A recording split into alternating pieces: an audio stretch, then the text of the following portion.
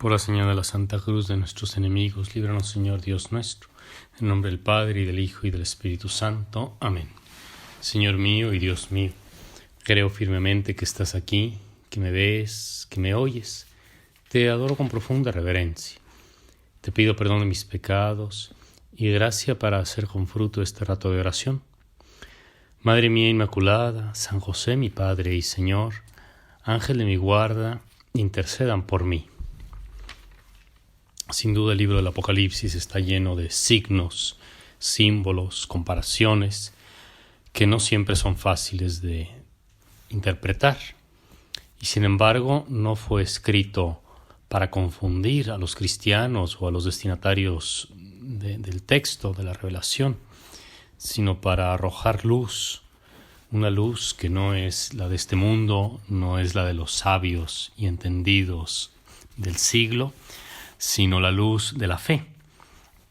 Y es bajo esta luz que se interpretan los acontecimientos y las cosas que allí se dicen.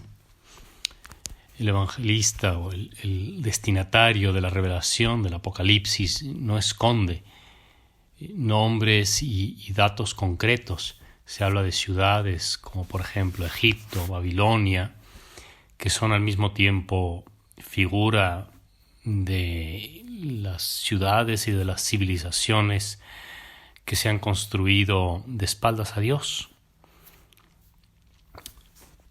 Se habla simbólicamente de Sodoma. Y en fin, mientras avanzamos por las páginas de este texto al final del año litúrgico, se nos pone en esta tesitura, en este ambiente de fin de mundo, de fin de la existencia, que en realidad, lo sabemos bien, se refiere también de igual manera a nuestro propio fin. Cada año somos invitados a meditar sobre nuestro propio final, sobre el término de nuestra propia vida. El capítulo 11 del texto apocalíptico que hoy se proclama en la Eucaristía comienza hablando de dos testigos, los dos olivos y los dos candelabros que están en la presencia del Señor. La mayoría de los intérpretes está de acuerdo en que por los caracteres con los que se describe a estos dos testigos se refiere sin duda a Moisés y a Elías, dos personajes que representan la ley y los profetas. Son exactamente los mismos personajes, las mismas dos figuras, los mismos dos que en la transfiguración de Jesucristo en el monte se aparecieron junto a él comentando lo que habría de suceder. El texto del Apocalipsis nos los presenta como vivos. Están vivos la ley y los profetas. Pero luego el mundo les hace daño, los asesina a través de la bestia, que les hace la guerra, los derrota y los mata. Es el mundo que no quiere saber ni de la ley ni de los profetas. La ley encarnada en Moisés, la ley es la palabra divina que pone orden y regula los apetitos más bajos y más diabólicos. La ley pone un freno a la codicia. Al menos en general es como San Agustín y otros padres de la Iglesia interpretan la función de la ley o la presencia de la ley que fue dada a Moisés. Por medio de la ley el pueblo era llevado a la mesura, a la contención. Un pueblo sin ley, un pueblo sin normas, un pueblo sin decretos, es un pueblo salvaje, donde la barbarie se apodera de todos. Y para el cristiano, la ley es también una ayuda. La ley pone orden en el mundo interior. Todos somos educados de esta manera en el bien y el mal. Primero por una especie de constricción, de fuerza, de imperativos. Y eso es quizá lo que está también figurado en estas palabras cuando el autor del Apocalipsis habla de que tiene poder para cerrar el cielo, de que tienen poder para transformar el agua en sangre. Se habla de un poder, de una fuerza. Echarán fuego por la boca, devorarán. Porque sin duda la ley tiene esa fuerza, o se quiere que tenga esa fuerza. En efecto, cuando uno medita la ley contenida en los libros del Antiguo Testamento, especialmente en el Decálogo, cae en la cuenta de que son palabras fuertes, que ponen un límite al arbitrio, a los caprichos del hombre. ¿Qué haríamos sin la ley? Nuestro Señor Jesucristo fue muy claro cuando dijo que no había venido a abolir la ley ni los profetas, sino a darles plenitud, a darles cumplimiento. Ya desde el principio, desde la primera página del Génesis, se habla de precepto, de no comer, de no estirar la mano para arrancar aquel fruto del árbol del bien y del mal.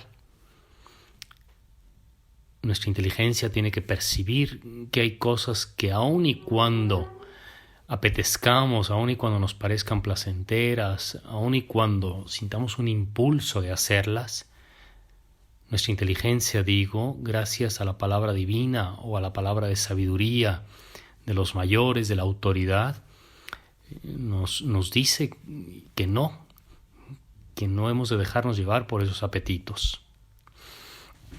El caso es que en estos dos testigos está representada la ley y los profetas. La ley como fuerza que contiene, que ordena, que organiza, que pone una norma buena y positiva en las relaciones humanas.